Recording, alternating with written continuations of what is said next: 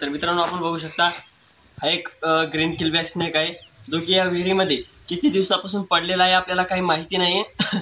पण आपण इथे एक म्हैस तपासण्याकरता असल्या कारणाने आपल्या मित्राने कार्तिक शिंदे यांनी या विहिरीमध्ये डोकावून पाहिल्यानंतर त्याला हा साप आढळून आला आणि तो बोलला की अभि हा साप रेस्क्यू कर. त्यानंतर मित्रांनो आपण या सापाला रेस्क्यू केलं.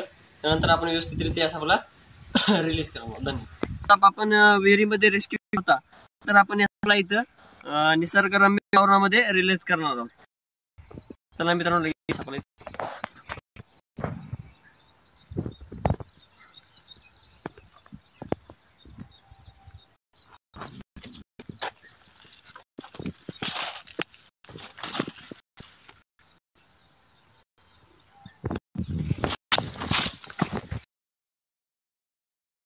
तर मित्रांनो तुम्ही जर अजून आमच्या चॅनलला लाईक सबस्क्राईब केले नसतात करून घ्या, जेणेकरून समोरचा व्हिडिओ तुमच्यापर्यंत लवकरात लवकर पोहोचेल.